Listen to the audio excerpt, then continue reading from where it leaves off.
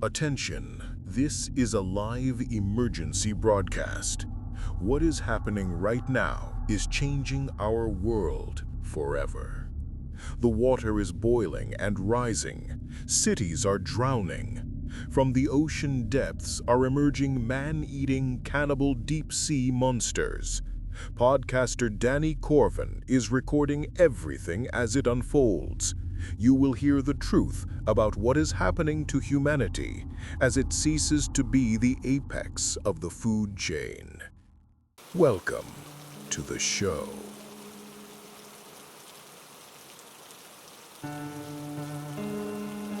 If anyone can hear me, if even one radio station is still broadcasting, this is the Voices from the Abyss podcast, frequency 91.7 FM, backup channel. My name is Danny Corvin, and for the last 72 hours, I've been watching the end of the world. 3 years. 3 goddamn years I warned you about the deep sea anomaly, about the strange seismic signals from the Mariana Trench, about thermal emissions that science couldn't explain. And you know what you did? Called me crazy. Took my job. Took my son. And now? Now San Francisco is underwater. Seattle's drowning. Miami just vanished. 800,000 people in one night. My ex-wife Lisa was there, with our son Kyle. He was 7 years old.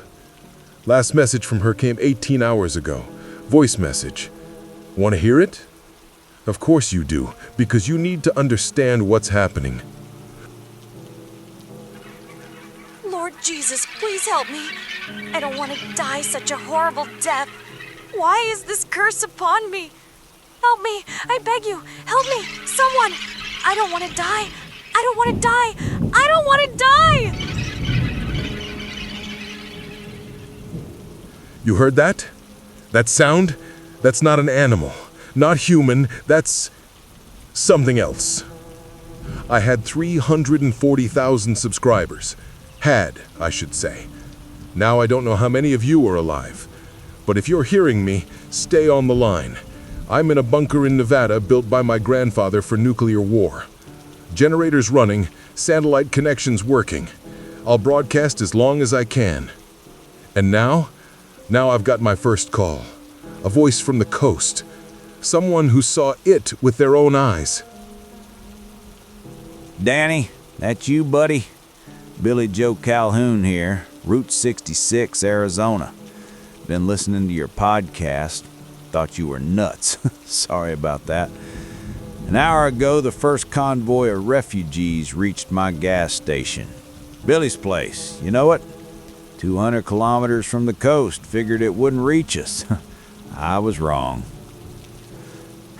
Danny, these people, they're not just scared, they're broken. Seen a lot in Iraq, but that look, that empty, dead look in living people's eyes, never seen that before.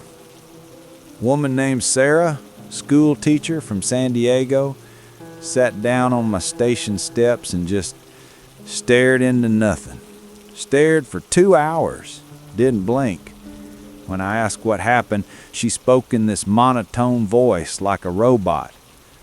The water rose up First Street so fast, like someone turned on a faucet. 20 minutes and the first floor was flooded. We went to the second, then the third, then the roof, and the water kept rising. Warm water, Billy, like bath water. 95 degrees, they said on the radio. The ocean is boiling. And then we heard them. Sound from the water, like singing. Beautiful singing. Children's voices singing a lullaby. My husband, Jack, said, "Must be a radio somewhere." But there was no radio, Billy. All the electricity was out. And then we saw them in the water. Silhouettes. Hundreds of silhouettes under the water, swimming in circles around our house. Human-shaped, but wrong. Arms too long, heads too big. And then one surfaced, right in front of the roof and looked at us. Oh God, Billy, her eyes, black as pitch, size of fists, no eyelids, just staring, studying, like a scientist looks at an insect under a microscope. And she smiled. She had lips, almost human lips. And she smiled, then opened her mouth and screamed. I can't describe that scream, Billy. It entered your head like a knife. Our neighbor, Mrs. Parker, grabbed her ears and jumped into the water. Jumped herself, and in the water they were in the water and they dragged her under. And she stopped screaming. My Jack, my husband, ran after her. Could not. He was a good man. Last thing I saw was him disappearing under the water with them. I sat on that roof another 3 hours, alone, and they swam around and sang, just kept singing and singing, until the helicopter came. Danny, this woman told this story without emotion, like she was reading a borscht recipe. And I've got 200 people like her here, all in shock. And also, I've seen bodies, or what's left of them, brought in trucks. Danny, these bodies, they have teeth marks, human teeth marks. But the jaws were too wide, bites 10 centimeters deep, to the bone. What the hell are these creatures, man? And why do they look so much like us? Billy Joe, thank you for that testimony. Recorded, saved, this matters. What Sarah described, this isn't the first case. In the last 24 hours, I've received 1,247 voice messages, most cut off with screams. But there are patterns, repeating details. 1. The creatures emit a sound that drives people insane. High frequency. Some describe it as singing, others as metal scraping on glass, but the effect is the same. People lose their minds and drown themselves. 2. Bites. Deep, ragged. Victims aren't just dead, they're partially eaten, like someone sampling. 3. The creatures are studying us, watching, not just attacking, they're learning. And now, Jesus Christ, I've got an incoming call on a secure channel. Military. This is General Caldwell, Commander of Strategic Command. General, you're on the air.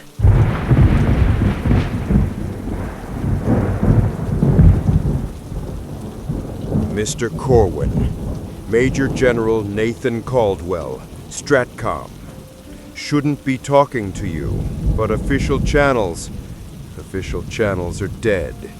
President's unreachable. Pentagon's evacuated. Contact with the coast is lost. I command the nuclear arsenal of the United States, and for the first time in 35 years of service, I don't know who to shoot at. 72 hours ago, seismic stations registered a series of underwater earthquakes, magnitude 8.5 across the entire Pacific coast, simultaneously. Geologically impossible, but it happened. 2 hours later, ocean temperatures started rising, from Alaska to Chile, rose 15 degrees in 6 hours. 12 hours after that, evaporation began. Clouds covered the entire coastline. Rain poured like buckets, warm rain, 86 degrees. And then the water started rising.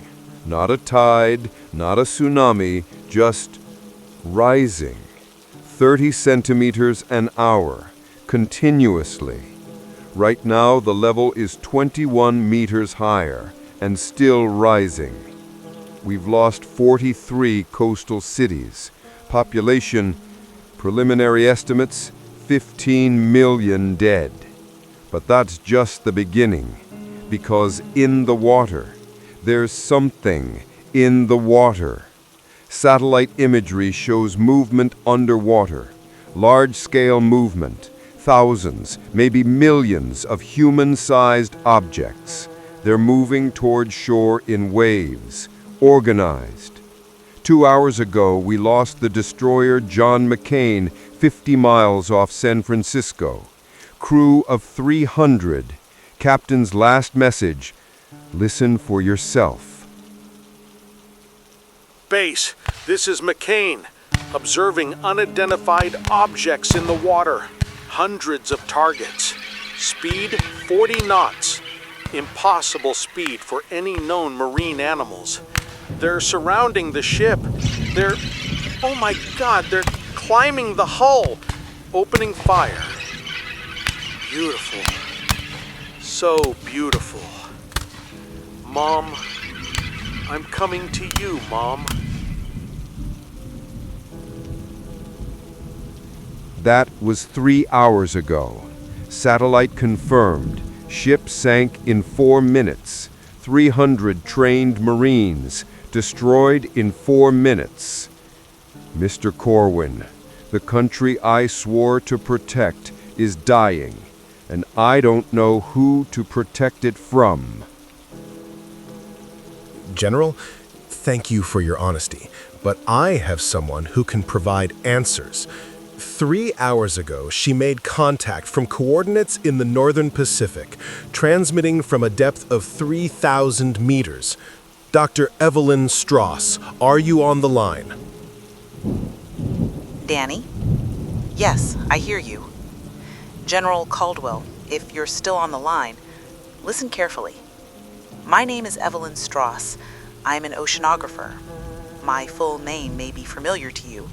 My father, Dr. Robert St, chief engineer of Project Sea Star, that same project that triggered this catastrophe.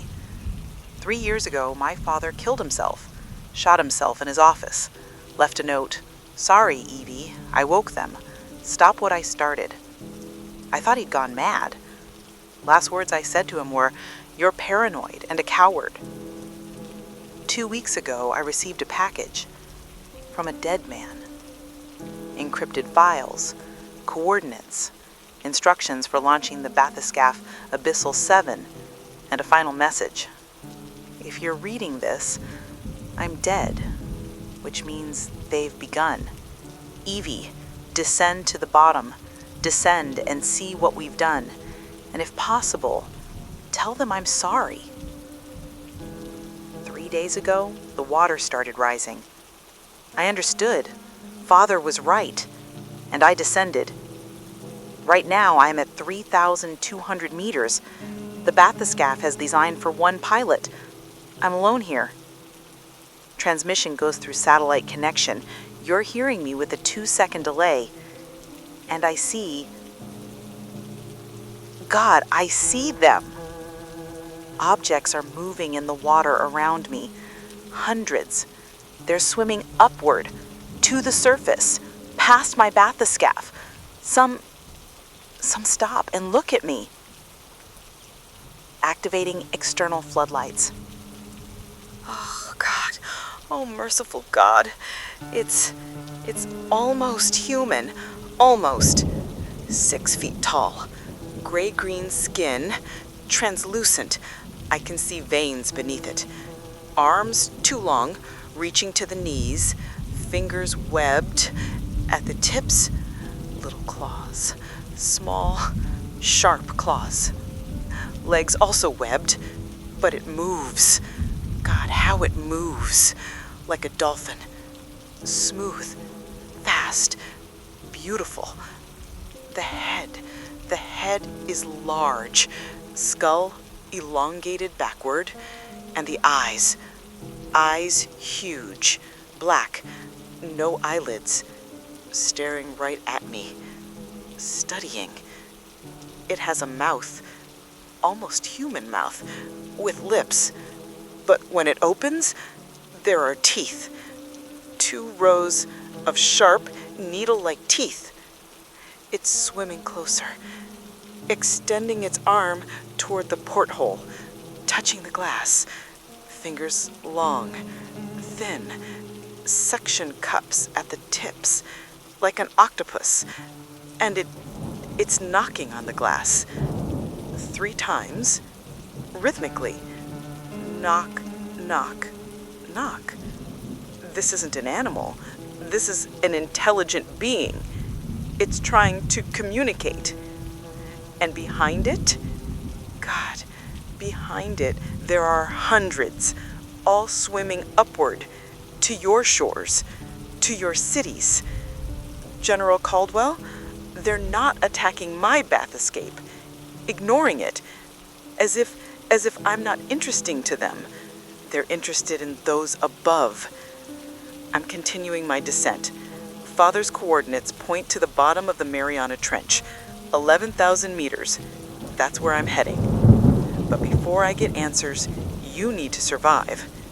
These creatures, they're organized, they're intelligent, and there are so many of them. Danny, keep broadcasting. I'll make contact every 6 hours, record everything. This may be humanity's last chronicle. Mr. Corwin, I've been listening to your broadcast. My name is Keiko Tanaka. I'm a priest of the Shinto Izumo Temple in Oregon. I am 76 years old. I survived Hiroshima when I was 2 months old. Survived the 2011 tsunami when I lost my entire family.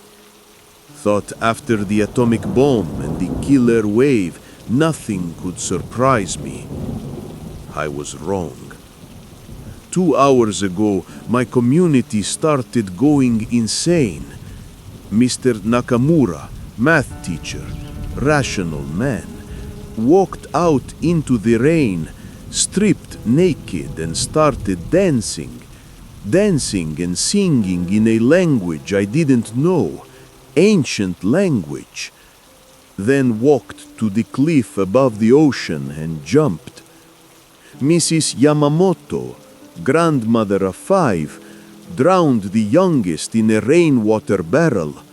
When they pulled her away, she was smiling and saying, "He'll come back.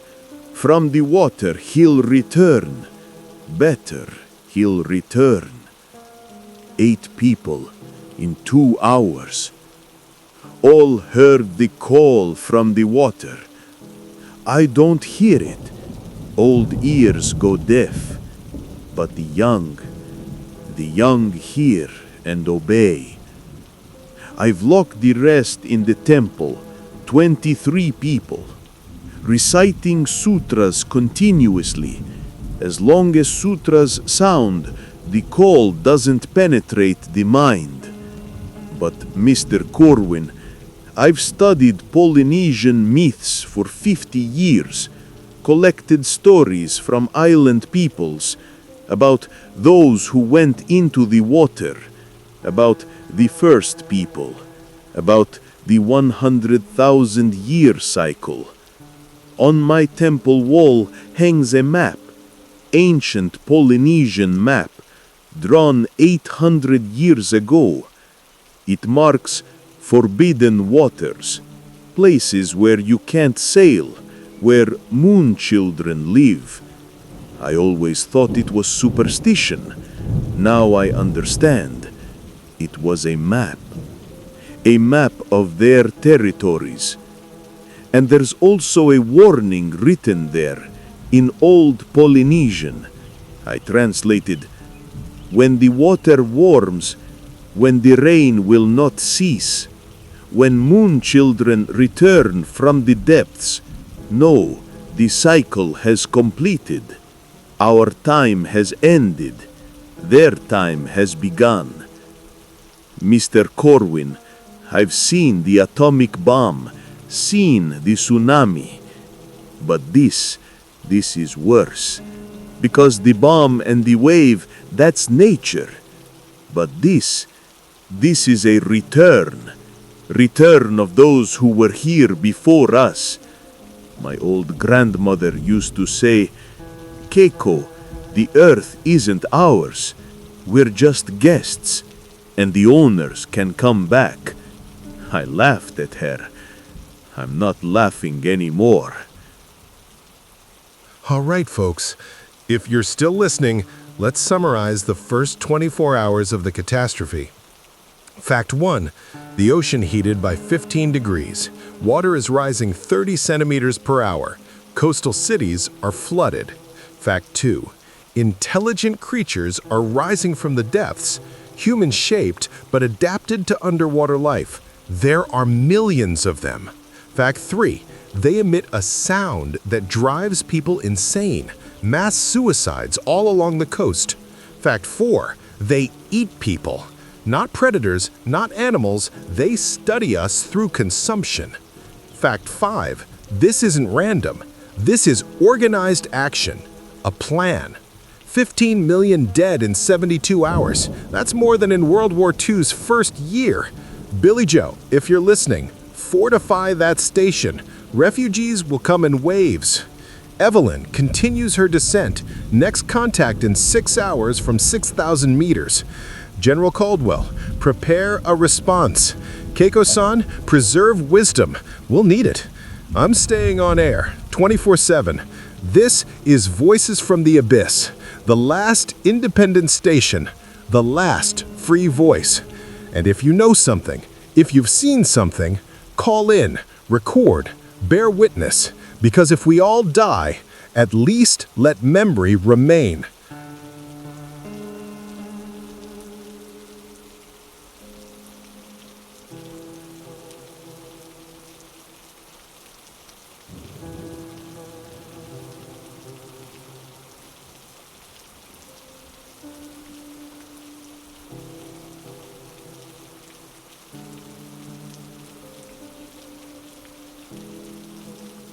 Chapter 2 of our sad story.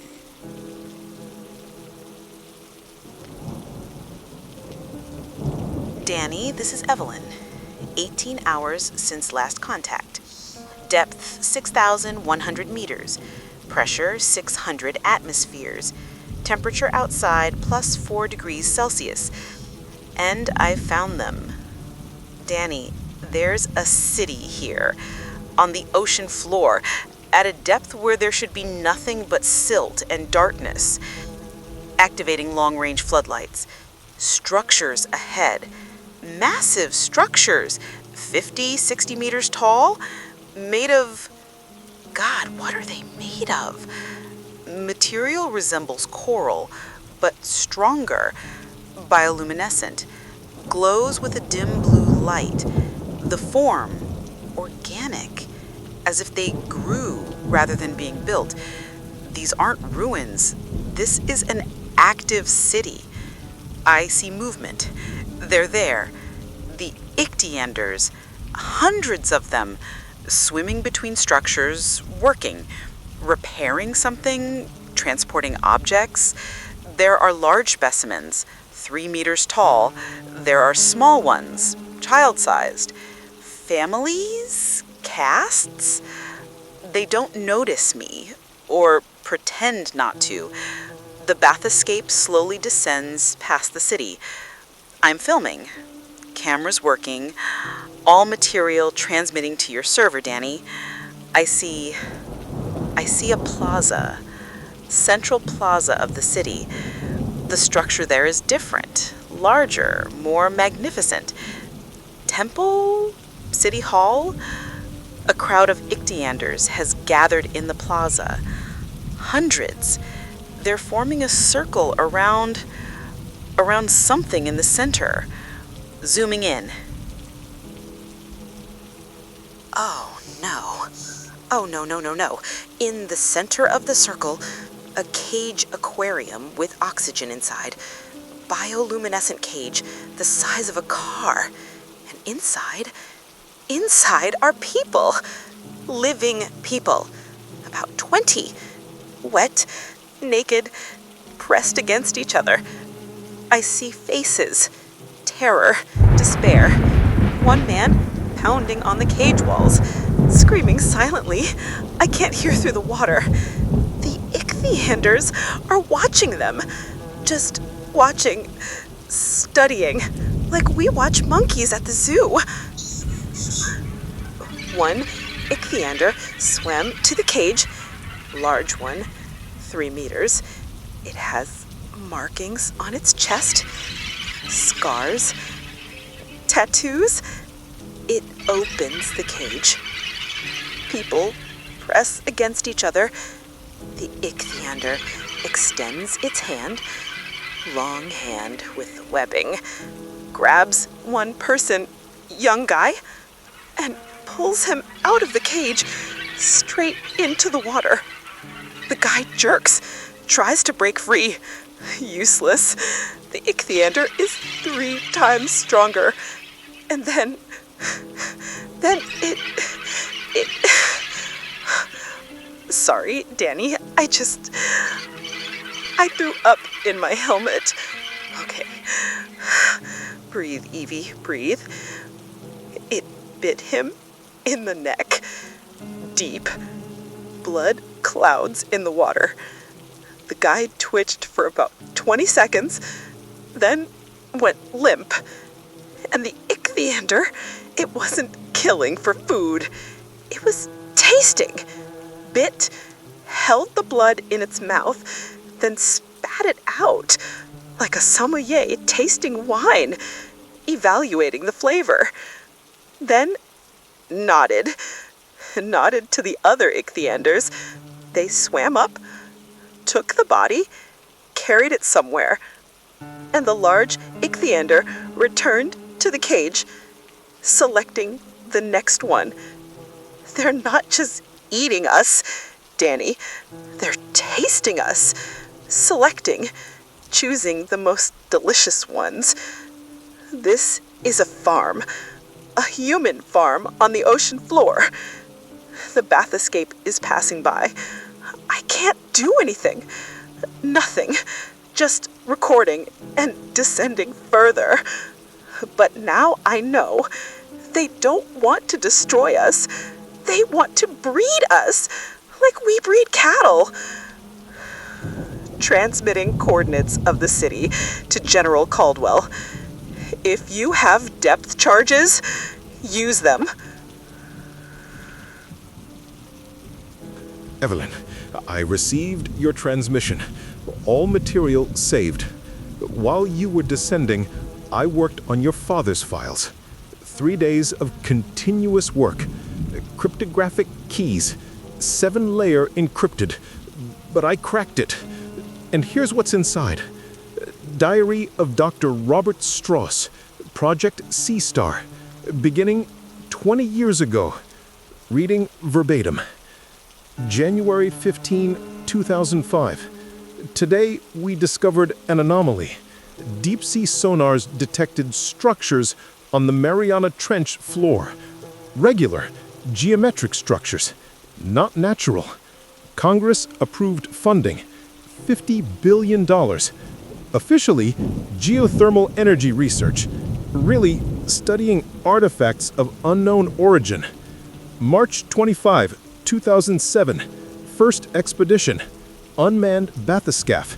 Descended to 10,500 meters. Cameras recorded, these aren't artifacts. This is a city. Ancient, enormous, and it's active. Faint glow. Thermal signals. Movement. Someone lives there. Listen further. June 10, 2010. We established contact. They responded to our signals with mathematical sequences. Prime numbers, then more complex. They're intelligent. I tell command, we need caution. We need first contact protocol. Diplomacy. Command ignores. Orders drilling. They want to reach the geothermal source. I warn, this could disturb them. They don't listen. August 15, 2015. We drilled through the crust, reached the thermal source. Temperature 380 degrees Celsius. Incredible energy. Could power the entire continent. But that same day, signals changed. They stopped responding. Instead, a new pattern. Repeating. Relentless. Mathematician Jennings deciphered it. Said, this isn't a message. This is a countdown. I raised the alarm. Demanded stopping the drilling. closing the project, evacuating the station. They fired me, declared me paranoid, declared me a threat to national security, erased me from all documents. December 20th, 2020. I stole the data, all blueprints, all records, hid them, encrypted them. Will leave them for my daughter, Evelyn. If she's reading this, the countdown has ended. They've awakened. Evie, I'm sorry. We thought the geothermal source was a natural phenomenon. Turns out, it's their reactor. We drilled through the wall of their power plant, woke them up. Now they're hungry, and we're food. Last entry, May 10th, 2022, day before the suicide. Yesterday, received anonymous message. Photo of my daughter, Evelyn. She's entering a supermarket. Text below. Stay silent or she's next. I've been silent for 2 years, but silence won't save anyone. They've already launched the final drilling phase. In a year, the reactor will overheat. The ocean will heat up. The Ichthyanders will rise to the surface. Evie, if you're reading this, I'm sorry. I'm a coward. Couldn't protect the world, couldn't protect you. But I'm leaving coordinates. Descend. See the truth. And if possible, stop them. I love you. Forgive me. So, Project Sea Star wasn't an experiment. It was an invasion. We broke into their home, destroyed their power plant, and now they've come for answers. General Caldwell, if you're listening, the government knew and continued for geothermal energy, for money. They sentenced us all to death. Mr. Corwin, General Caldwell. I listened to the diaries, got confirmation from the National Security Agency. It's true, all true. 20 years ago, the government discovered them. 10 years ago, established contact. 5 years ago, began drilling, knowing the risks. They didn't tell me, didn't tell a regular general. Only a narrow circle knew. The President, CIA Director, Secretary of State, heads of energy corporations. An hour ago, I arrested the President and the Vice President and all members of the Joint Chiefs of Staff who knew. They're now in cells at Cheyenne Mountain Base, under armed guard, awaiting trial. If we survive, they'll answer. But Mr. Corwin, now I'm Commander-in-Chief, de facto. I have nuclear launch codes, 1,700 warheads, and I must make a decision. The most terrible decision of my life. I have depth charges, nuclear torpedoes, can strike their cities on the bottom. But Dr. Strauss, Evelyn, you're there, in the depths. Tell me honestly, will this help, or just make them angrier?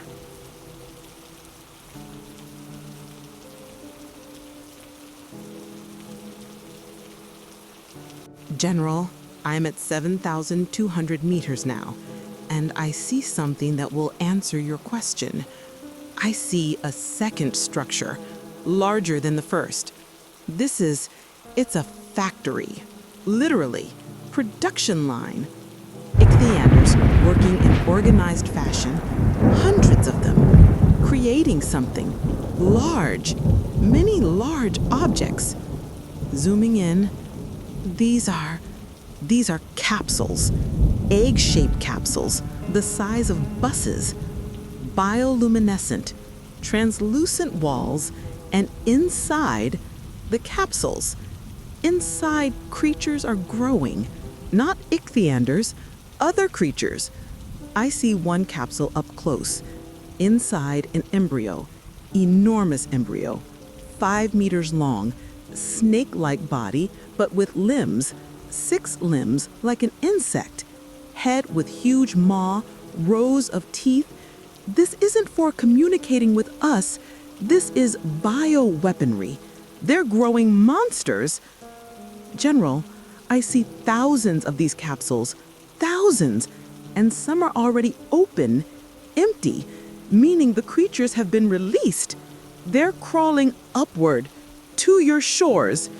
If you strike with nuclear weapons now, you'll destroy part of the production, maybe slow them down, but you won't stop them because the main city is deeper, much deeper, at the very bottom of the trench. And your torpedoes won't reach there. I'm continuing my descent, but General, prepare for the worst. What we saw on the surface, only scouts. Main forces are still rising from the depths. And also, transmitting to your coordinates an audio recording. This is what they emit, constantly. Infrasound, 7 hertz, frequency that causes panic in mammals. That's why people are going insane on the coast. This isn't magic. This is sonic weaponry. Billy Joe, if you're listening, find ways to block low frequencies. Earplugs won't help. Need insulation, thick walls, basements. It's Billy. Heard Evelyn. Already tested. In 3 days, my gas station turned into a fortified camp.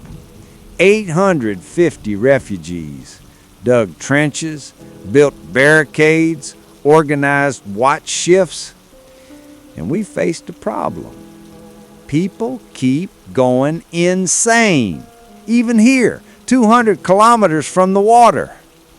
Yesterday, Mechanic Tommy went out at night, climbed on the roof and started screaming into the void, screaming, "I hear! I'm coming! Wait for me!" Had to restrain him. He's still muttering something about beauty of the depths. After Evelyn's words, I understood. Is infrasound. So we need insulation.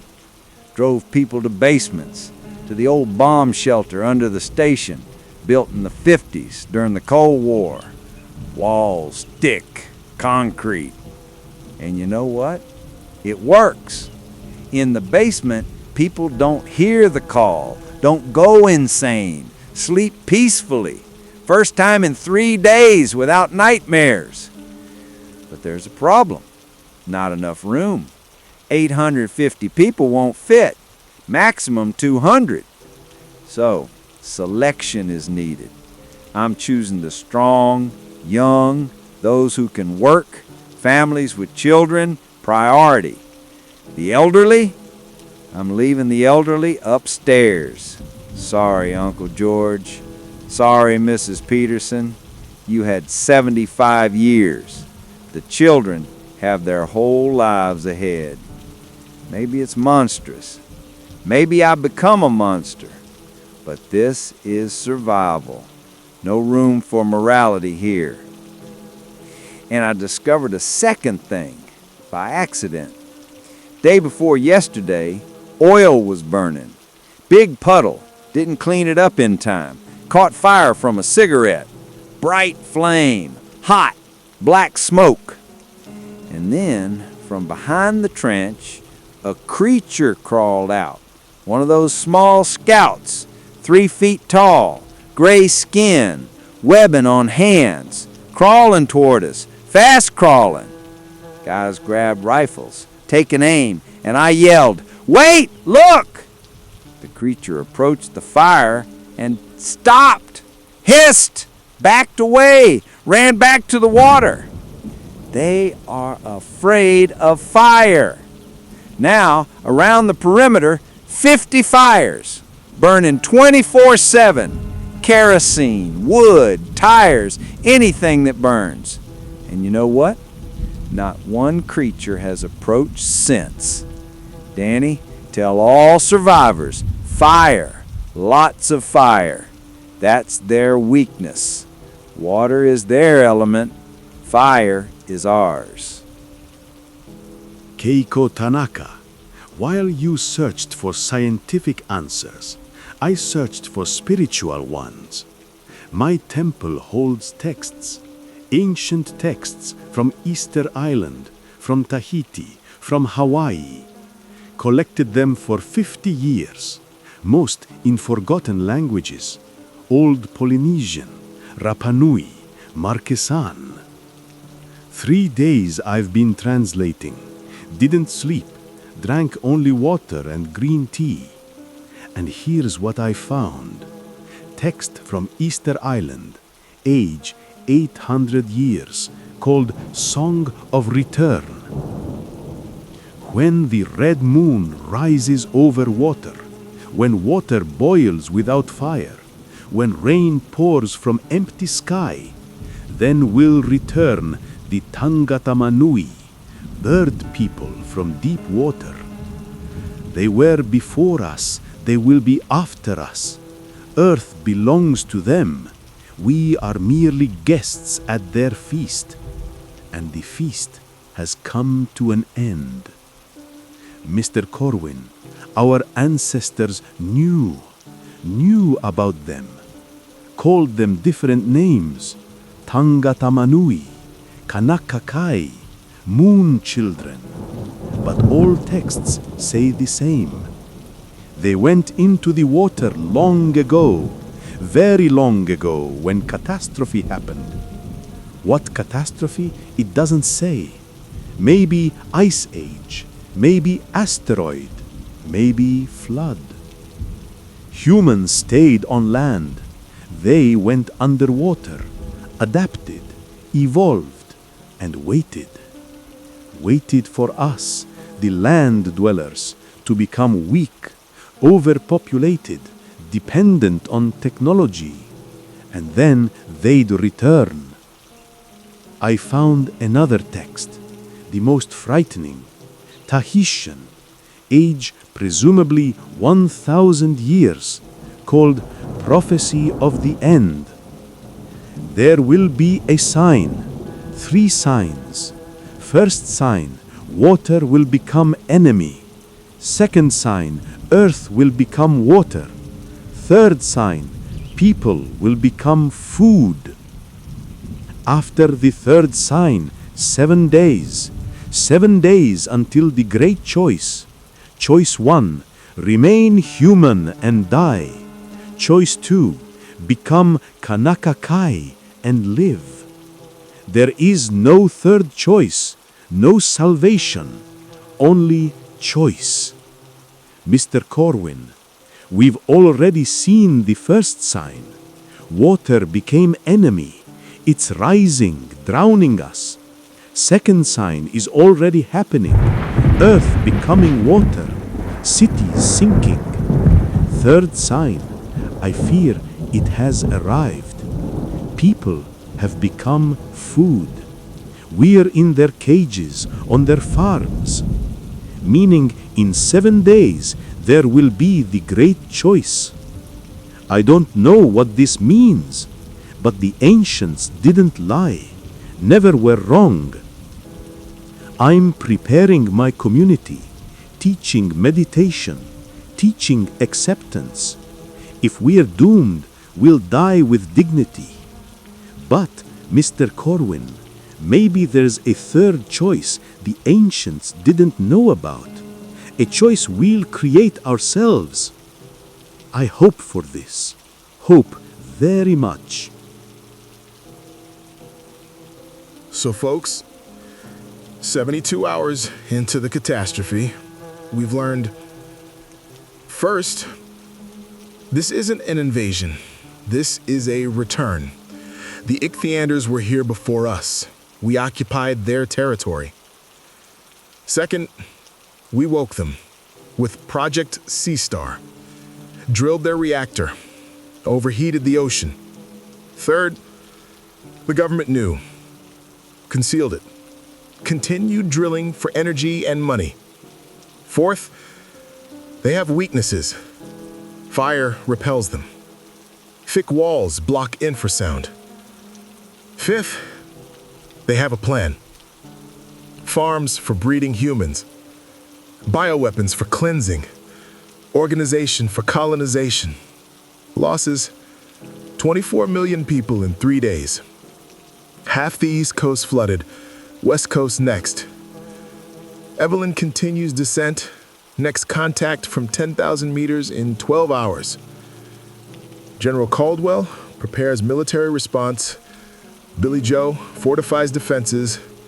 Keiko prepares spirits for choice. And I continue broadcasting. Because as long as I'm on air, humanity hasn't surrendered yet. Voices from the Abyss, Day 3.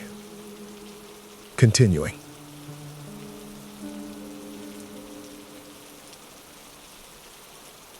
Chapter 3. Things are getting worse. Much worse.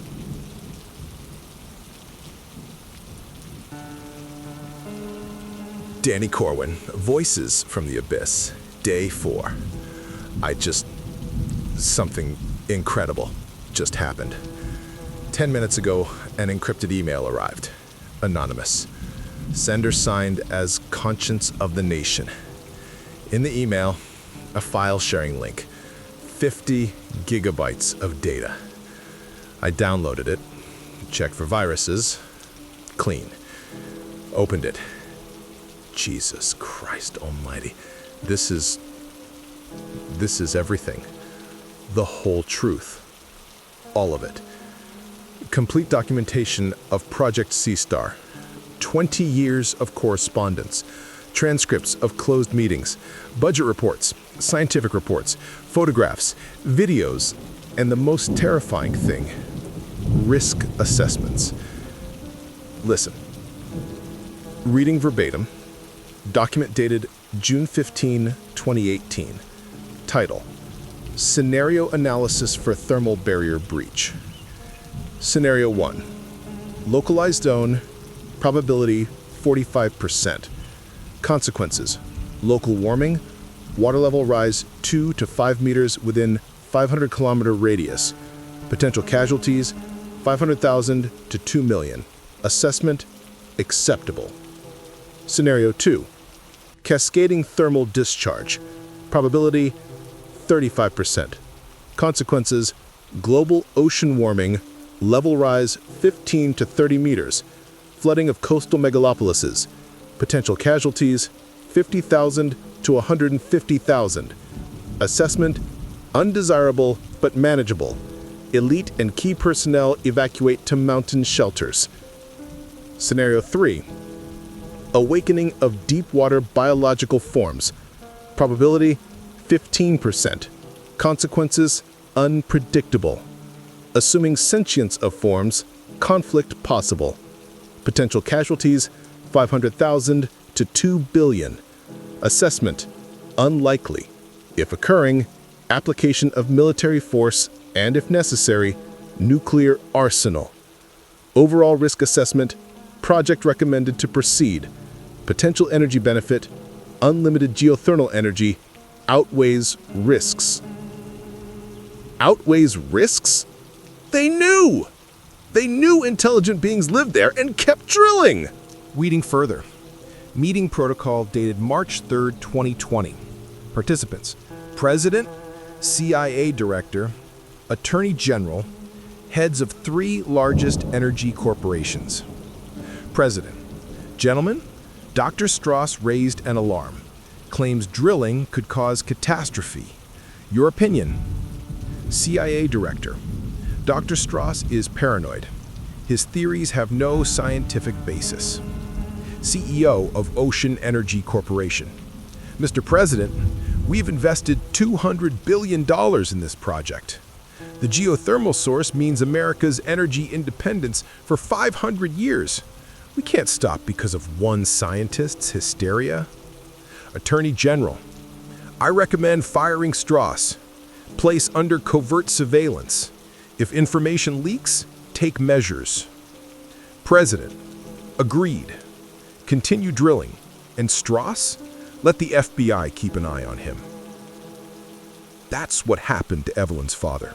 They fired him, intimidated him, put him under surveillance, drove him to suicide. And 2 years later, in 2022, completed the final drilling phase. Reading report dated August 15, 2022. Drilling completed, thermal source accessed, power installations connected, output exceeds projections by 300%. Expected profit for first year of operation, $500 billion. Note, registered sharp change in deep layer water temperature. Rise of 2 degrees Celsius within a 1,000-kilometer radius of source.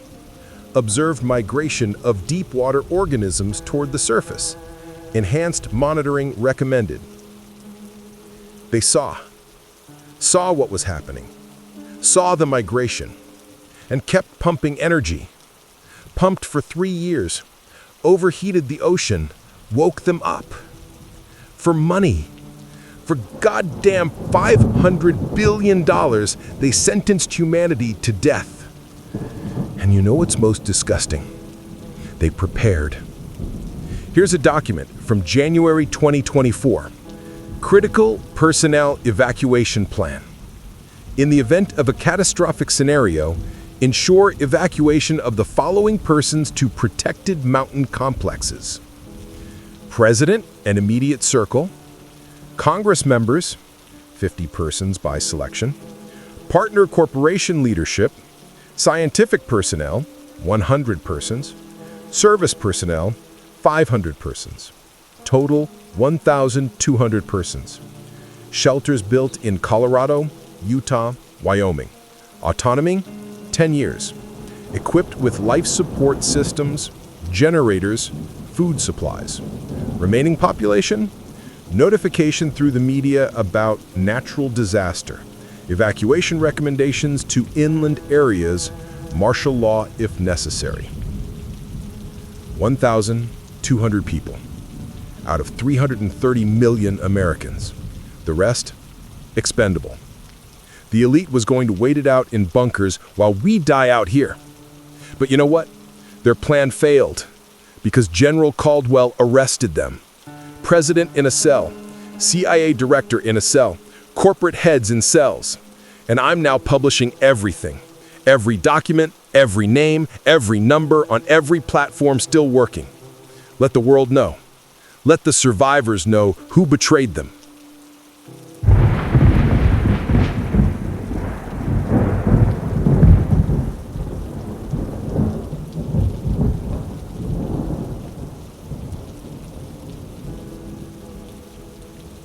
This is Evelyn. Depth 10,200 meters. I'm at the bath escape's limit. And I found them. Not the Ichthyanders. Humans. Or rather, what's left of them. Before my porthole, a structure. Artificial, but ancient. Destroyed. Covered with millennia of silt. The form resembles a city, but the architectural style is different. The Ichthyanders didn't build this. This was built by us. Activating manipulator. Taking a sample. This isn't stone. This is concrete. Ancient. Destroyed, but recognizable. Human. Concrete. Descending closer. I see debris. Metal structures. Rusted, covered with mollusks, but it's metal. Steel. Human steel. And here they are. Skeletons. Human skeletons lying among the ruins. Dozens. Hundreds. All in one pose. Curled up, hands to head, mouths open in silent scream. They drowned. Drowned quickly. The entire settlement at once.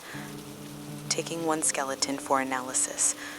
Radiocarbon dating sensor. No, this is impossible. This can't be.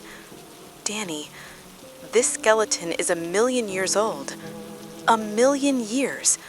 Here at the bottom of the Mariana Trench, there was a human city 1,000,000 years ago, and it drowned. means... God, this means the cycle repeated. 1,000,000 years ago, humans lived on land, built cities, possibly were even civilized. And then the ocean rose, flooded them. They died. But some didn't die. Adapted to water, evolved, became Ichthyanders. And on the freed land, a new branch of humans developed. Us, Homo sapiens. We're not the first, Danny. We're not even second. We're just repeating a cycle that's lasted millions of years. Land becomes overpopulated, humans exhaust resources, climate changes, ocean rises, most die, minority adapts to water, becomes a new race, and waits while new humans appear on land. Then, the cycle repeats. We're not victims, Danny. We're part of a program, a biological program that's been running for millions of years. The Ichthyanders aren't enemies, they're our ancestors. More precisely, ancestors of our ancestors. The branch that adapted to water 1,000,000 years ago. And we're the young branch, the branch that adapted to land 100,000 years ago after the previous cycle. And now, it's time for the next cycle. Time when the water branch returns to land and the land branch either dies or goes underwater. Evolution isn't linear, Danny. It's cyclical. And we're just cogs in an endless machine. Continuing descent to the bottom. 800 meters remaining. Oxygen running out. But I must see the main city. The place where it all began. Next contact from the very bottom, or never.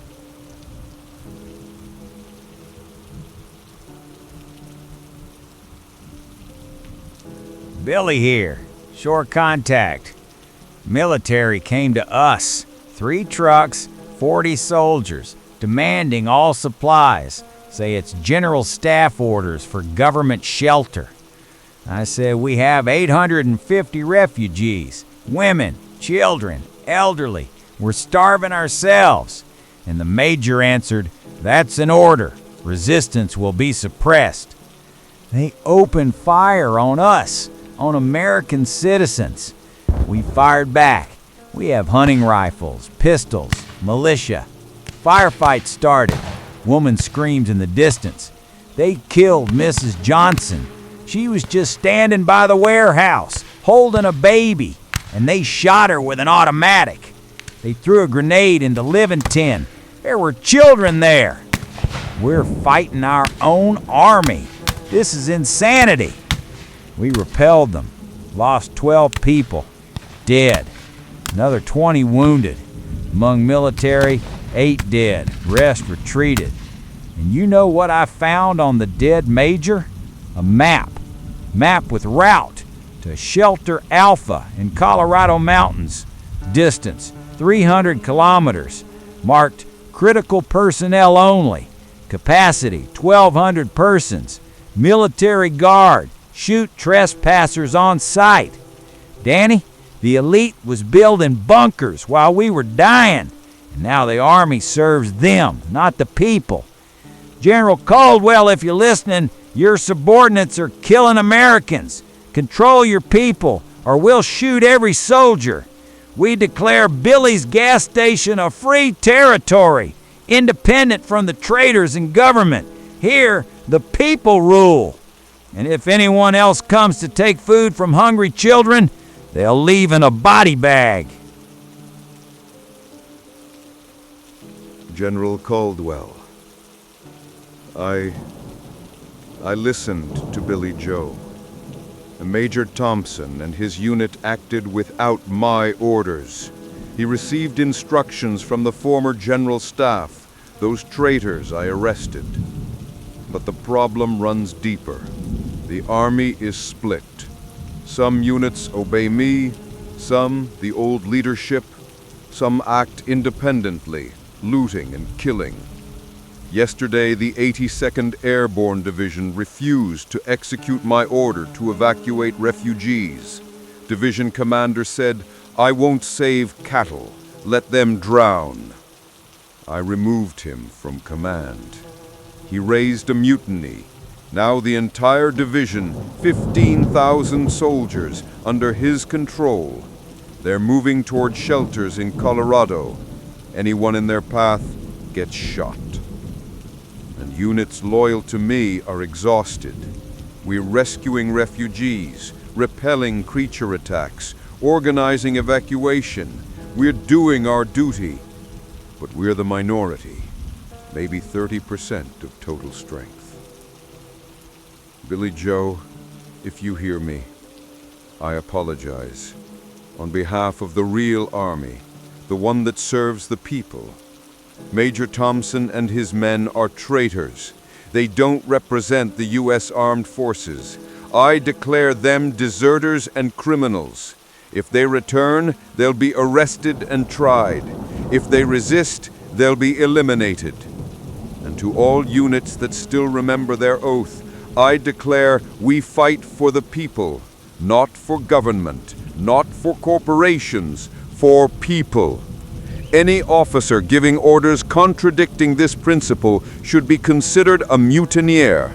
Soldiers have the right to arrest or neutralize him. This isn't army against people. This is army together with people, against traitors above and monsters from the depths. But, Mr. Corwin, I don't know how long we'll hold out. There are more mutineers. They have more resources. And moral superiority doesn't stop bullets. Maybe soon I'll have to make the most terrible decision of my life. What I've been thinking about for a week. But I'm not ready to say it aloud yet.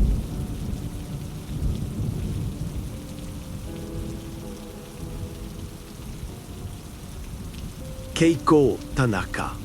3 days I meditated, didn't eat, didn't sleep, only drank water and listened to rain.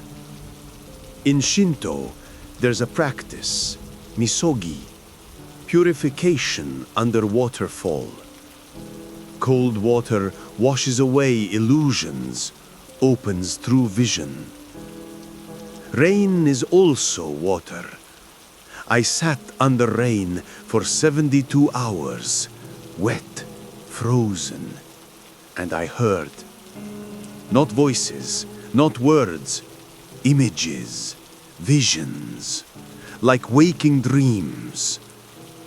I saw the past, saw the first humans, 1 million years ago. They built settlements on the coast, caught fish, worshipped ocean as God. But the ocean began rising slowly, centimeter per year. City after city drowned.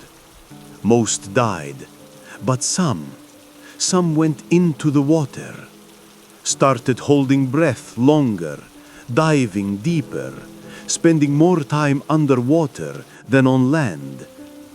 Their children were born with mutations, webbing, enlarged lungs, changed eyes. In 10,000 years, they could no longer live on land, became fully aquatic. In 50,000 years, they forgot about land, built cities on the bottom, developed technologies, biological technologies, grew structures from corals and mollusks, domesticated deep-sea creatures. In 100,000 years, they became more intelligent, developed telepathy, collective consciousness, culture based on unity, not individuality. And on land, freed from water, new humans appeared, our ancestors. They didn't remember the Tanaka Kai, built civilizations, waged wars, invented technologies, and again started changing climate, again heated the planet, again made water rise. The Tanaka Kai watched from the depths, waited for the moment when our cycle would end and theirs would resume. I saw the future, saw three paths. Path 1, humanity resists. Wars, uses nuclear weapons, poisons ocean, kills millions of Tanaka Kai, but water still rises. In a year, all land underwater, all humans dead. Tanaka Kai survived, but hate memory of land dwellers. Build new civilization on hatred. Path 2, humanity surrenders, accepts slavery. Lives on Tanaka Kai farms, bred like cattle. Forgets dignity, turns into animals. In 10,000 years, descendants don't remember they were once intelligent, become just food. Species degradation. Path 3, humanity transforms. Some humans accept Tanaka Kai offer, voluntarily become aquatic, preserve memory of land, become bridge between worlds. The rest die, but die with dignity. Know their descendants live in new form, in new element. In 100,000 years, two races on the planet, aquatic and land dwellers again, because water will recede again, and those who went underwater will return to land. Circle closes. Mr. Corwin, I saw that the third path is possible, but for this we must release hatred, accept inevitability, choose transformation, not war. I made my choice. When water reaches my temple, I won't run. I'll enter the water. Ask Tanaka Kai to accept me. Not from cowardice, from wisdom. Better to live in new form than die clinging to old. But this is personal choice. Each must decide for themselves. Want to die human? Die. That's worthy. Want to live non-human? Live. That's also worthy. There's no wrong choice, only choice.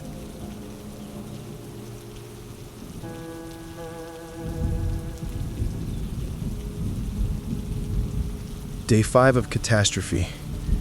Truth came out and it's monstrous. Our government betrayed us. For money, for energy. They knew the risk and stayed silent. Our army split. Part fights for the people, part for the elite, part for themselves. Our civilization, it wasn't first. 1,000,000 years ago, there were other humans here. They drowned, turned into what we call Ichthyanders. And now the cycle repeats. We're drowning, and our descendants will become the next aquatics. Or won't, if we choose death instead of transformation. Losses. 45 million people in 5 days, 2/3 of East Coast flooded, inland states in chaos, hunger, disease, civil war. Evelyn reached the bottom of Mariana Trench, last transmission expected in 6 hours. General Caldwell prepares final solution. Billy Joe turned gas station into fortress of free people. Keiko found spiritual peace. And I understood my role isn't just to broadcast. My role is to preserve memory, so the next cycle in 100,000 years knows we were here. We lived, we fought, we chose. And when time comes for the next cycle, may our descendants be wiser. Voices from the Abyss. Day 5. Continuing to the end. Chapter 4. Is a nuclear strike the best choice or not?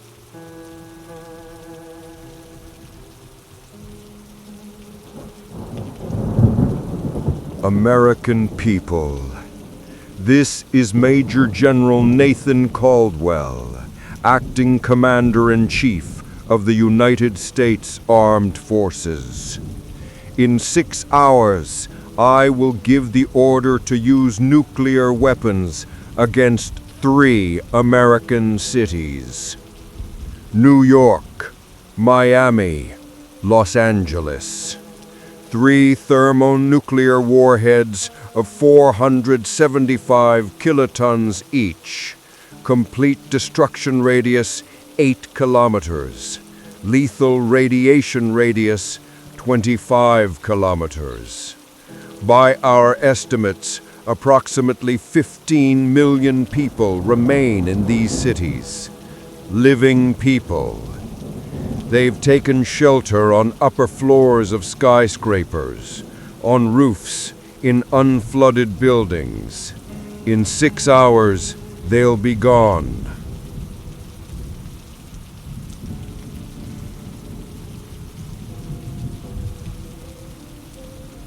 I haven't slept for 96 hours. Spent the last 24 hours in command bunker, studying satellite images, listening to radio intercepts, analyzing intelligence data. The situation is as follows. In New York, water has risen 35 meters. Manhattan turned into an archipelago of protruding skyscrapers. By our count, there are 6.5 million survivors there. Most on Wall Street, in Midtown, on Upper East Side. Between buildings swim ichthyanders, thousands of them. They're climbing up skyscraper walls, breaking windows, breaking inside. According to latest transmissions, they're already on the 40th floor of Empire State Building. People retreating higher, but building height is finite, and water keeps rising. In Miami, the situation is worse. City almost completely flooded. 4 million people on islands, on floating debris, on roofs. Satellite detected. Ichthyanders building a base there. Massive structure of bioluminescent material. Looks like headquarters. Los Angeles, 4.5 million survivors. They organized defense, set fire to oil rigs in ocean, created a ring of fire. This slowed the advance, but fuel supplies are running out. My military analysts presented 3 options. Option A, do nothing. Result, in 14 days, all 3 cities completely in Ichthyanders hands. 15 million people eaten or enslaved. Ichthyanders consolidate and begin advance inland. Option B, conventional strike, bombardment, artillery, attack aviation. Result, insufficient effectiveness. Ichthyanders underwater, conventional weapons minimally effective. Survivor casualties, 60%. Delay of Ichthyanders advance, 5 to 7 days, insufficient. Option C, nuclear strike. 3 thermonuclear warheads. Underwater explosions create overpressure, killing everything alive within 20-kilometer radius. Water temperature will rise to boiling point. Radiation will sterilize territory. Result, complete destruction of Ichthyanders concentrations in 3 cities. Advance delayed, possibly months.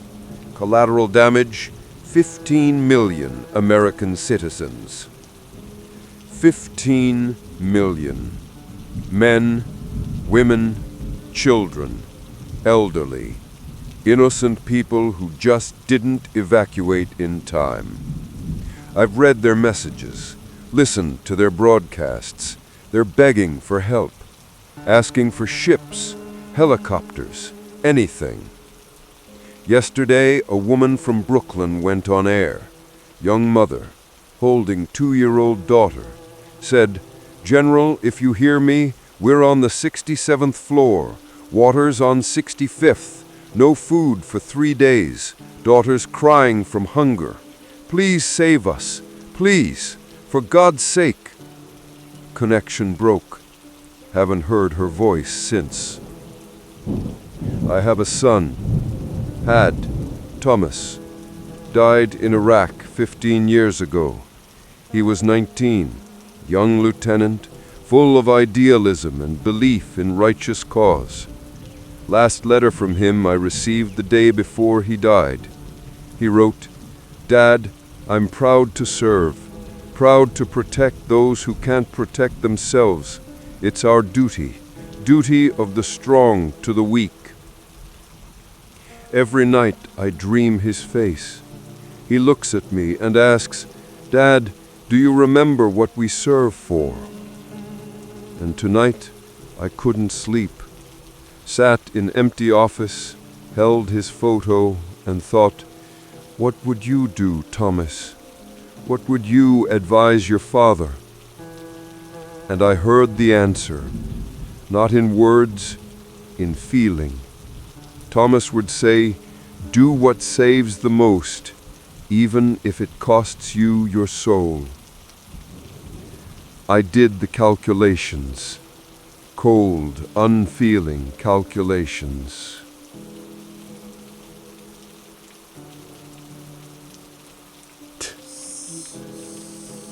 General Caldwell, I don't know what to say.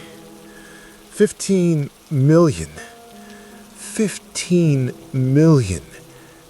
That's more than died in the Holocaust, more than Hiroshima and Nagasaki combined, more than all Americans in World War I. And you'll do it in 6 hours. I'm a journalist. My job is to stay objective, dispassionate, just broadcast facts. But how can I stay dispassionate when in 6 hours my people will destroy themselves? My son Kyle, he was 7 years old. He was in Miami, one of those 4 million, maybe still alive, on a rooftop somewhere, hungry, scared, waiting for Daddy to save him. And in 6 hours, he'll be vaporized by a nuclear blast. Not even a body will remain, just a shadow on the wall. But the general's right. Math is cruel but simple. 15 versus 135. And if I were in this place, what would I do? Would I kill my own son to save other children? Or let everyone die to keep my hands clean of my son's blood? I don't know, and thank God it's not me making this decision. General Caldwell, you'll curse yourself every day for the rest of your life, but know this, you're doing what others can't, taking the sin upon yourself so others can remain innocent. This isn't heroism. This is something greater. This is sacrifice of your own soul. Starting countdown. 6 hours until launch. To residents of New York, Miami, and Los Angeles, I'll broadcast until the very end. You won't die in silence. I'll be with you, in words, in voice, in memory. Send messages, voice, text, any. Tell about yourself, your loved ones, your life. I'll record everything, save everything, and when this ends, the world will know your names, your stories. You won't just be numbers in a report. You'll be people with all your hopes, fears, love, and maybe Dr. Strauss will stop this. She's almost at the bottom of the Mariana Trench. Maybe there's an answer there. Maybe a way to stop them without nuclear weapons. Evelyn, if you hear, you have 6 hours. Find what will stop this slaughter.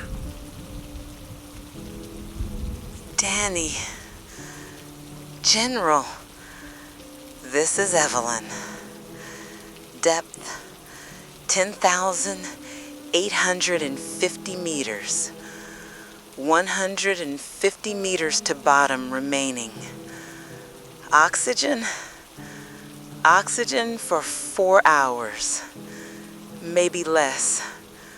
Sensors glitching, pressure monstrous, bathyscaphe hull cracking. I hear metal groaning. I know about your decision, General. Intercepted military transmission. Don't launch missiles. Please. This won't help. I see their city. Main city. At the bottom. This isn't a city. This is a megalopolis. Size of New York. Maybe bigger. Thousands of structures. Towers hundreds of meters tall. Bioluminescent, glowing all colors of rainbow. Blue, green, purple, red. Between towers, transport. Yes, actual transport. Creatures in capsules. Transparent capsules. Moving with the current. Organized movement. Like subway. There are plazas. Parks. Yes. Underwater parks. Kelp plantations. Coral gardens. There are factories. Enormous factories producing weapons. Biological weapons. And there's it. In city center. Main building. Structure size of mountain. Kilometer tall. Peak disappears into darkness above. Shape pyramidal, but organic, as if it grew from the bottom. Entire building pulsates slowly, rhythmically, like a heart. Inside light, bright light, seeping through translucent walls. This is their government, temple, headquarters. I don't know, but this is the center, brain of entire operation. General, if you strike New York, Miami, and Los Angeles with nuclear weapons, you'll destroy 15 million people and maybe several thousand Ichthyanders. But here, at the bottom, there are millions. This is their home, their civilization, their strength. Nuclear torpedoes won't reach here. Too deep. Pressure will crush any equipment at 8,000 meters. You'll kill people for nothing, for illusion of victory, and they'll keep rising from the depths again and again. Don't do this. Give me time. I'll descend to the bottom, make contact, try to negotiate. Maybe there's a way. Maybe war can be stopped with words, not bombs. Give me 6 hours. Just 6 hours. Either I find answers at the bottom or die there. But 15 million innocents shouldn't die because of math. Next contact from the very bottom or never. Billy here. Short contact. Heard General's announcement. 6 hours to nuclear strike. Radiation cloud heading east. We're in path. Evacuating everyone. 850 people. Trucks, buses, cars, everything that moves. Heading to Sierra Nevada mountains, 400 kilometers west. That's mutineer military. They blocked the road, demanding payment for passage, food, fuel, weapons. Bandits in uniform. We're breaking through by force. Gunfire. Lost 7 people. But we broke through. Convoy moving. Danny, leaving the gas station. My home for 40 years. Place where my younger brother was born. Where I met my wife. Where I survived her death from cancer. Every stone here soaked with memory. And now abandoning everything. Just leaving. Because memory isn't worth life. Tell General Caldwell, I understand. Don't forgive, but understand. If I were in his place, maybe I'd do the same. Or maybe couldn't. Don't know. But he's doing it. And that takes strength I don't have. We'll survive, Danny. Not all, but some. And we'll remember those who died. All 15 million. Each one. Not as numbers, as people. That's all we can do. Children of New York, Miami, Los Angeles. This is Keiko Tanaka, priest of Shinto temple. In a few hours you leave this world. Not for your will, not for your sins, simply because that's others' choice. This is unjust, cruel, wrong. But death knows no justice. It comes when it comes, and we don't choose time and manner. We choose only how to meet it. In Shinto, there's concept, mono no aware, sad beauty of transience. Everything passes. Flowers wilt, people die, civilizations fall. But in this transience, beauty, because finitude is what makes life valuable. You live your last hours. Use them. Call loved ones. Say you love them. Ask forgiveness for old grievances. Forgive others. Hug children. Tell them you were happy to be their parents. Watch sunset. Last sunset. Remember colors. Listen to music. Favorite song, one you sang in youth. Remember best day of life. Replay it in memory, detail by detail. I'll perform misogi ritual, soul purification, for all of you at once, through distance, through radio waves. Close eyes, breathe deeply. Imagine standing under waterfall, cold, clean water washing over you, washing away fear, washing away pain, washing away sins. You are clean, you are free, you are ready. When moment comes, don't be afraid. Death is instantaneous, flash of light, warmth, and silence.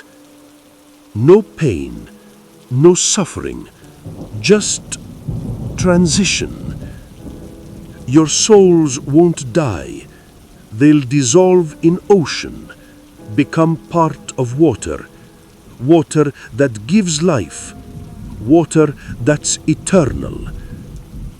In 1,000 years, this water will become rain over new forests, rivers in new valleys, tears of new people. You live in a different form, but live. And to those who survived, remember them, not as victims, as gifts.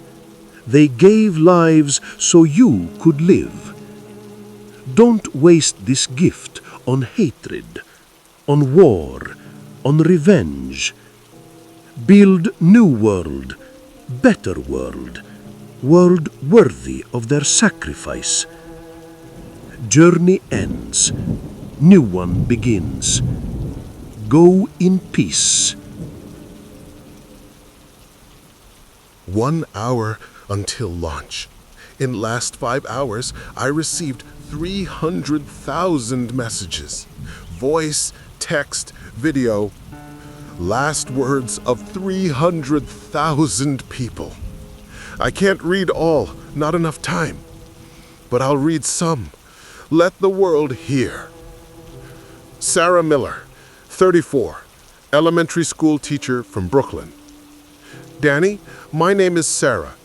I'm with daughter Emma on roof of school number 47.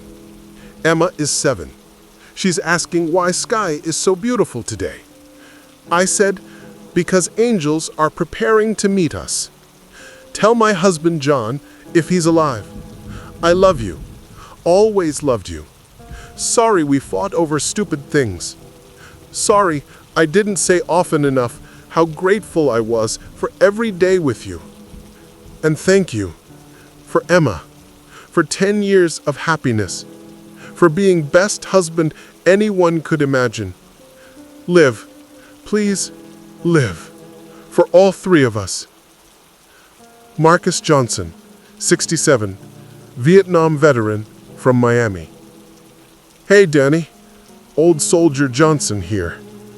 50 years ago, fought in jungles, saw death. Many times was a hair's breadth from it. But to die from nuclear strike by my own country, didn't expect that. You know what? Not angry. General's doing what he must. War always demands sacrifices. Just this time, sacrifice is me. Tell the general, old Sergeant Johnson salutes. Execute orders, soldier, and don't doubt. Semper Fi. Lila Rodriguez, 19, student at UCLA. Dreamed of becoming doctor, helping people. Didn't make it. Didn't make anything. Didn't fall truly in love. Didn't visit Paris.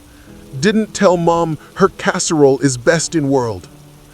So much unsaid, undone.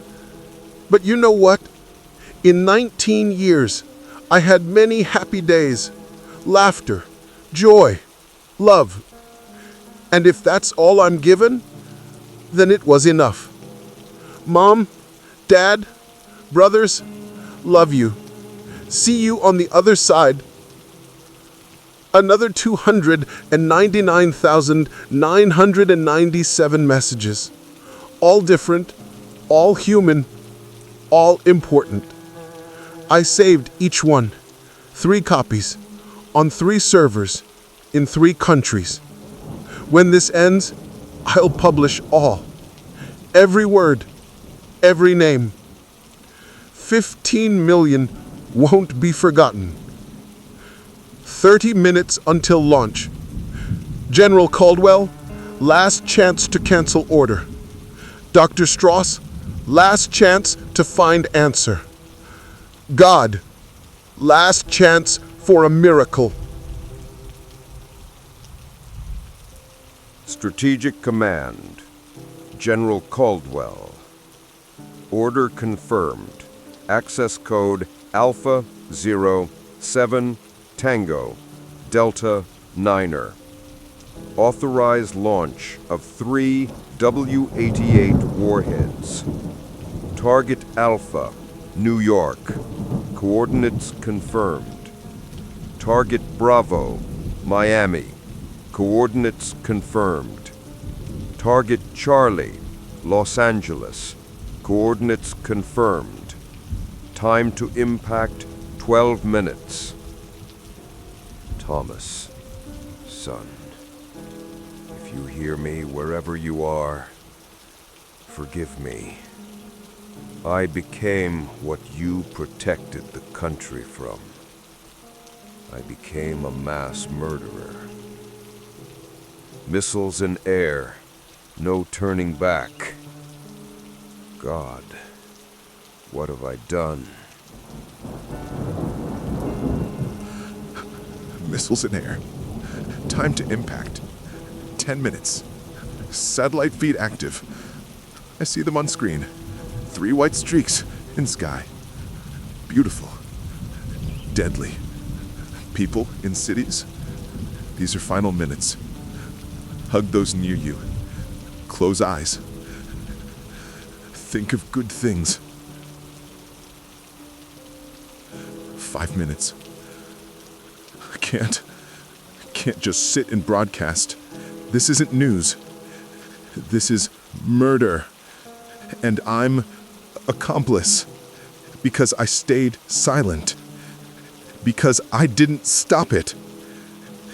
Stop this, somebody. Stop.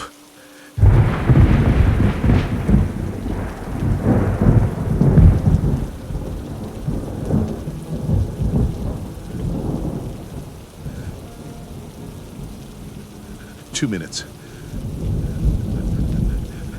Forgive me, Kyle. Daddy couldn't save you. 1 minute. 30 seconds.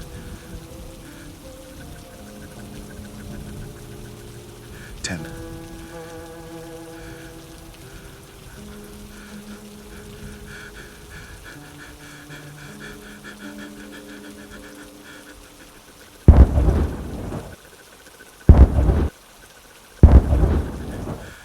Done.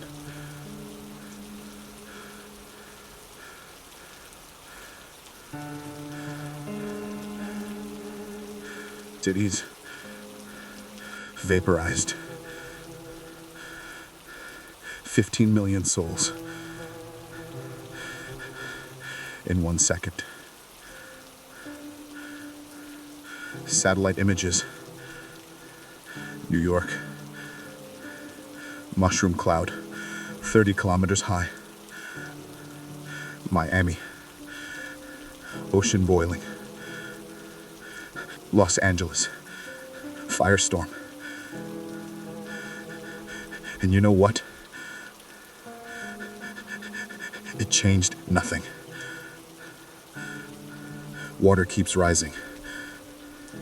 Ichthyanders in other cities, unharmed. Radiation won't reach their cities at the bottom. We killed 15 million people, and it didn't help. General Caldwell, you killed them for nothing.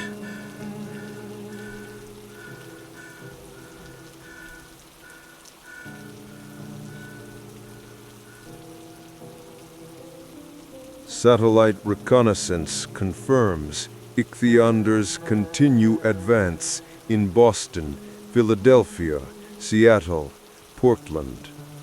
Nuclear strikes didn't stop them, didn't even slow them. I killed 15 million Americans for nothing. In right drawer of my desk lies a pistol, Colt 1911, father's gift when I made lieutenant. Served with it 40 years. Now I'll take it out, put it in mouth, and pull trigger. It's the only right action I can take. Thomas, coming to you, son.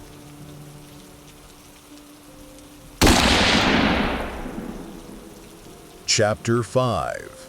Reaching the Bottom. Danny, if you hear me, this is Evelyn. Depth, 11,034 meters. Bottom of Mariana Trench. I reached the bottom. Oxygen remaining for 40 minutes. Maybe less. CO2 sensor showing critical level. Hypoxia beginning. Head spinning. Spots in eyes. But I see. My God, I see. Bath escape settled on flat surface. Not silt. Not stone.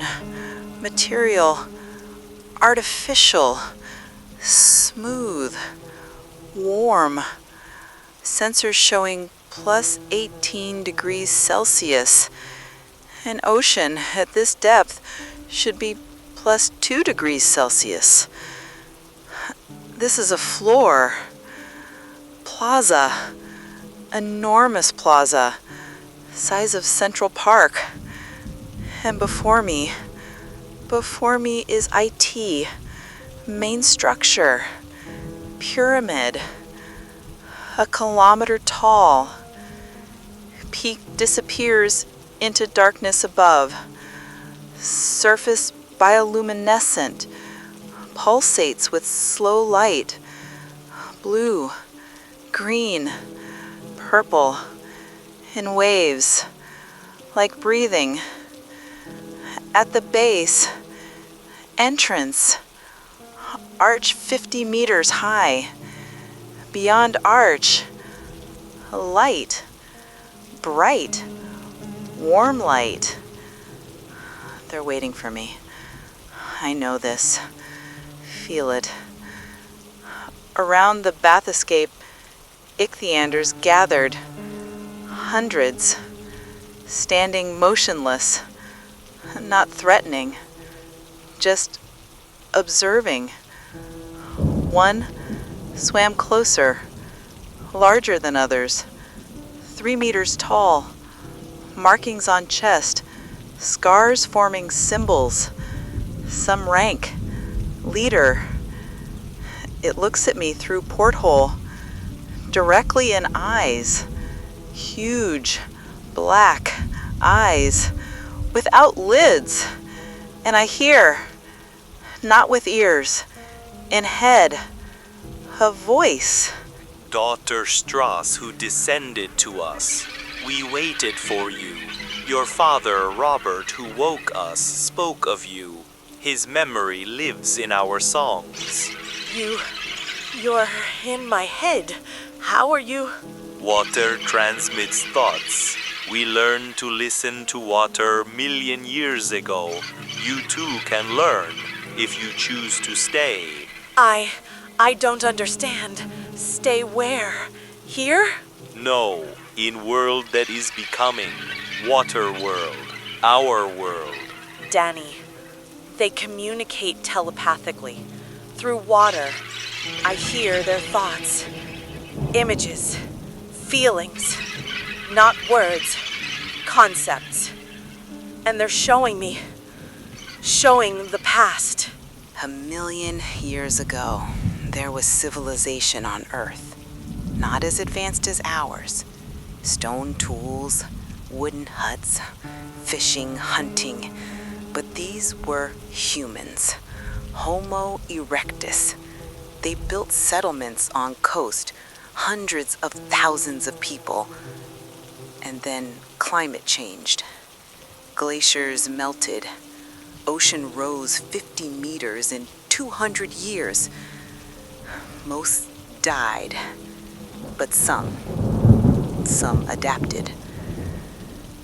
Started holding breath longer, diving deeper, spending more time underwater than on land. Their children born with mutations, webbing, enlarged lungs, changed eyes. In 10,000 years, they could no longer live on land, became fully aquatic.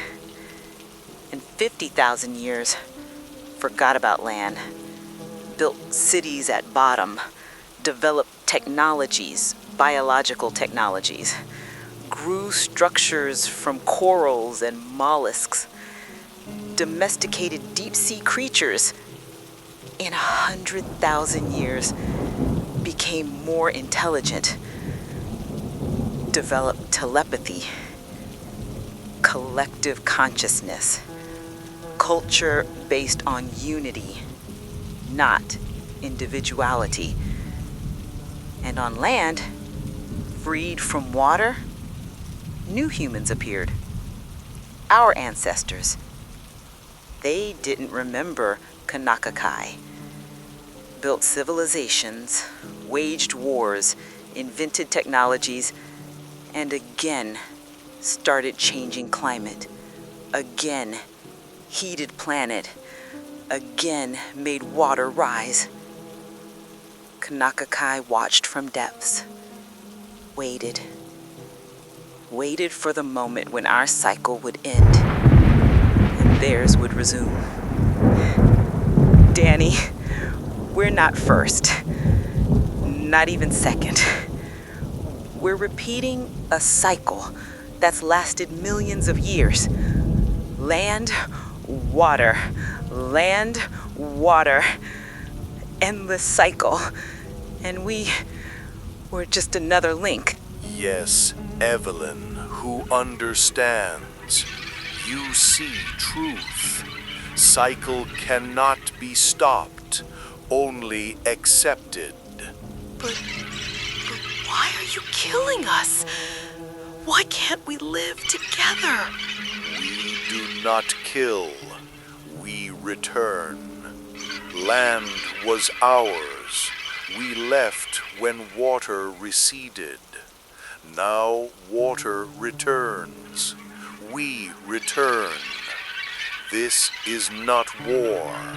This is nature. And those farms? Those cages with people? We breed cows, pigs, chickens. We breed you. Is this unjust or is this nature? God, they're right. From their perspective, right. We do the same to animals.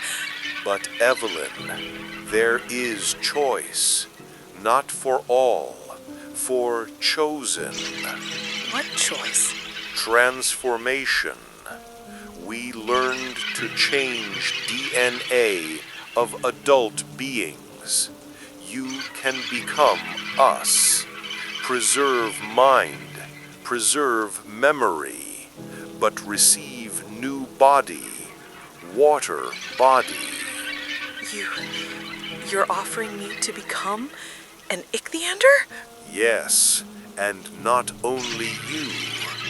1,000 humans, best, scientists, artists, philosophers, those worthy to preserve memory of land humanity. And the rest? Will die, or become food, or degrade into slaves. We are not cruel, but not sentimental. Cycle continues. Danny, they're offering a deal. 1,000 humans transform, become aquatic, preserve human memory and culture. The rest just die. In a year, maybe 2, when all land is flooded. This is genocide with offer of salvation for the elite. And you know what's most terrifying? It's logical. From evolutionary perspective, logical.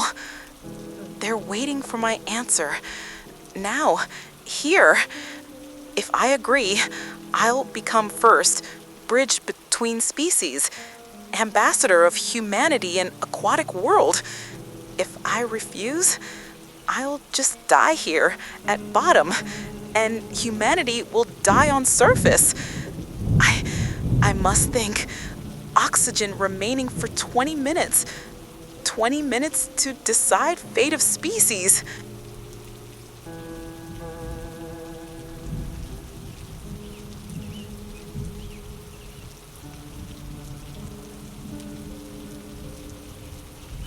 Evelyn, the whole world is listening. Not just me. Millions of people listening. Your decision will become a symbol. If you agree, some will follow you. Accept transformation. If you refuse, you'll die a martyr. Symbol of resistance. But the decision is yours. Only yours. In the last 30 minutes, I received 100,000 messages. People writing to you, begging, cursing, blessing. I'll read a few. Maria Sanchez, mother of 3 from Texas. Dr. Strauss, if there's chance to save our children, do it, in any form. Let them live, even if not human, but live. John McGregor, priest from Montana. This is devil's temptation. Reject it. Remain human. Die with honor, not live as monster. Li Chen, scientists from California.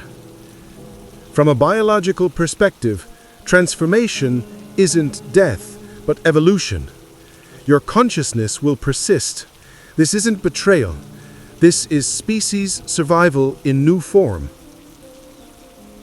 Who's right? I don't know. I only know you have 20 minutes of oxygen and a choice that will determine what remains of humanity in 1,000 years. Memory in the bodies of aquatic creatures, or memory in form of radio broadcasts, books, and ruins of flooded cities.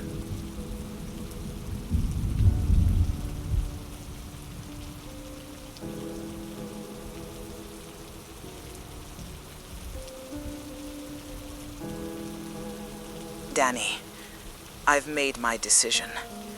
I refuse. Because I'm human. Not biologically, philosophically. Humanity isn't DNA. It's choice. Choice to remain yourself even when it's easier to change. My father made a choice. Woke you, but couldn't live with consequences. Killed himself. That was human choice. Foolish, weak, but human. General Caldwell made a choice. Killed 15 million to save others. That was human choice. Monstrous, but human. Keiko made a choice. Accepted inevitability with dignity. That was human choice. Wise and human. And I make my choice. I'll remain human. Die human. And memory of me will be memory of what it means to refuse the easy path. I'm ascending. 11,000 meters up. Won't have enough oxygen. Will die somewhere around 8,000 meters. But I'll die rising toward light, not descending into darkness. Danny, I'm rising. Pressure dropping. Easier to breathe. A little easier. I see their city through porthole, passing by. Beautiful city. Truly beautiful. Pity it's not ours. At 10,000 meters, oxygen for 15 minutes. You know, Danny, I don't regret. Not my whole life. Not fights with father. Not loneliness. not failed marriage, not childlessness, because all of it led me here, to this moment, to this choice, and I chose correctly. I know this. 9,000 meters, oxygen for 10 minutes. Danny, tell Caldwell, say I don't blame him. He did what he thought was right, as did I. Tell Billy Joe, say his gas station was a beacon of hope. Let it keep burning. Tell Keiko, say his wisdom comforted millions. Let him keep teaching. 8,000 meters, oxygen for 5 minutes. Danny, thank you for listening, for recording, for being voice for the voiceless. Keep broadcasting until the end. Let memory live. 6,500 meters.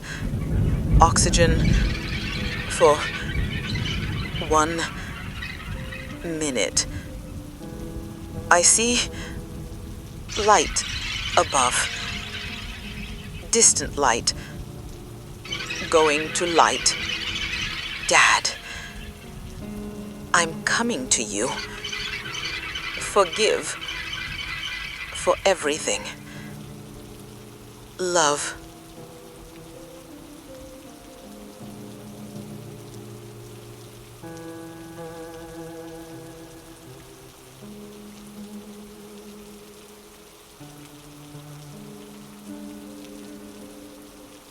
Dr. Evelyn St, 39 years old, oceanographer, daughter, hero.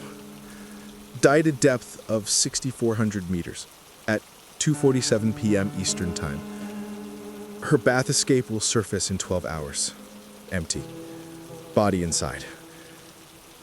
She was last human to see the bottom of the world, and first to refuse chance at immortality to preserve humanity. History will remember her, not as scientist, as symbol of what it means to remain human when everything human disappears. In last hour, I received another 500,000 messages. People writing about their choice. 300,000 chose death, refused transformation, preferred to die human. 200,000 chose life, waiting for Ichthyanders agents, ready for transformation. Humanity split. And you know what? That's okay. That's right. Because choice is the last thing that makes us human, even if choices differ.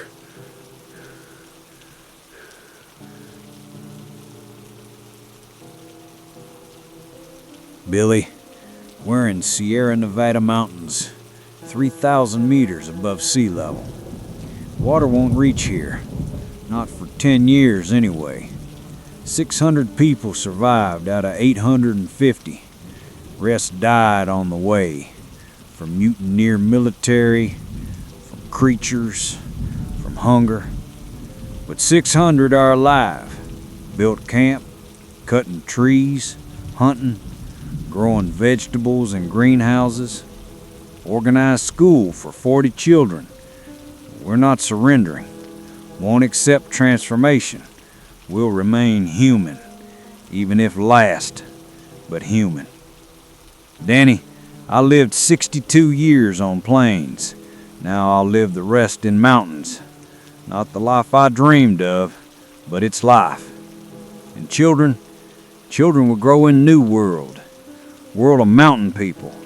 Maybe in 100 years their descendants will descend back to the plains when water recedes, when new cycle begins. And they'll remember us. Remember we didn't surrender. That's all we can achieve. Memory. Keep broadcasting, Danny, while you can. We're listening.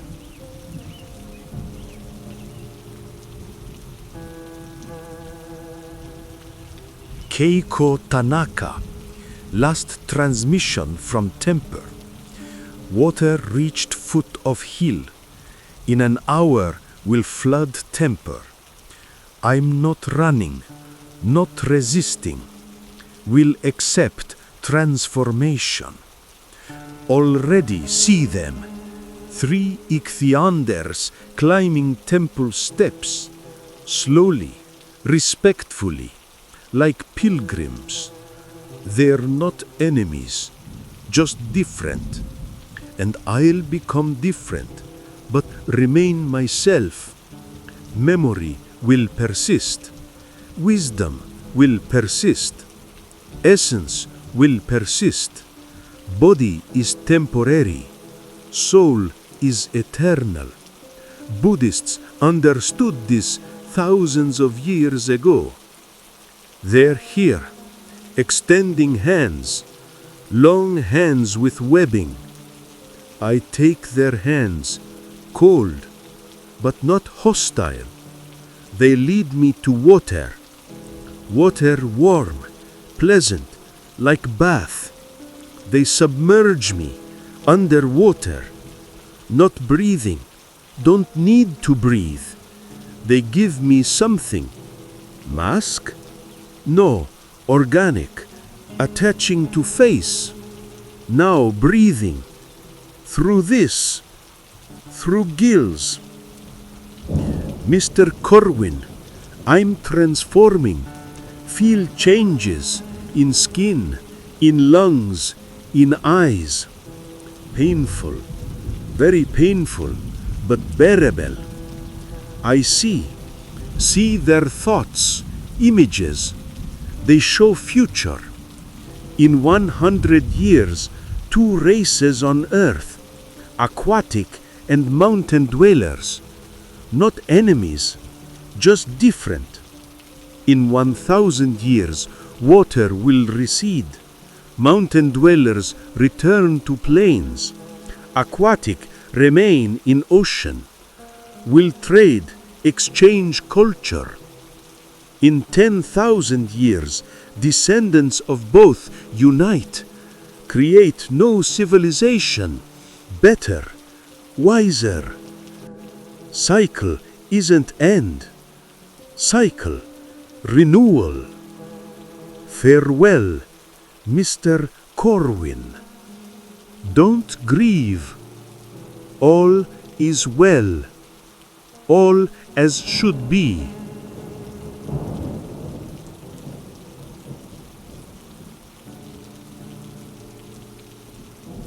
Voices from the Abyss, Day 7. Last. 7 days ago, catastrophe began. Today, it concludes. Not because it ended, because there's nothing more to say. Statistics. Dead, 65 million people. Transformed, 2 million people. Fled to mountains, 50 million people. Remaining on plains fighting, 100 million people. Surrendered, became slaves, 80 million people. Flooded, 70% of coastal territories. Water level, plus 45 meters in 1 week. Forecast, another plus 100 meters in a year. Humanity, as unified species, ceased to exist. Now we're mountain dwellers, transformed, fighters, slaves. 4 branches of what once was Homo sapiens. Dr. Strauss was right. Cycle repeats. Million years ago, same happened. In million years, we'll repeat again. We're not special, not chosen, just another iteration. And that's okay. You know what I understood in these 7 days? Humanity isn't in DNA, not in body shape, in choice. Evelyn chose to die human. Keko chose to live non-human. Caldwell chose to kill millions for other millions. Billy Joe chose to resist till end. All choices different, all choices human. I also made choice. Staying in bunker, continuing broadcast, while generator runs. While there's something to say. Recording survivor stories, testimonies of the dead, decisions of the transformed. Creating an archive, a library of humanity. The last memory of who we were. Maybe in 1,000 years, someone will find these records, mountain dwellers, or aquatics, or a new race that comes after us. And they'll learn, here was a people, called themselves human, fought, suffered, loved, chose. And at end, when everything collapsed, preserved the main thing, ability to choose who to be. That storm, tropical storm, such will happen constantly now. Warm ocean evaporates, rain pours endlessly. New normal for a new world. Listeners, those still listening, thank you for being with me these 7 days, for sharing stories, for not surrendering. Choose wisely, live worthily, remember past, and if cycle ever repeats again, be wiser than us. This was final broadcast of Voices from the Abyss. Danny Corvin, 29 years old, journalist, father, human, signing off.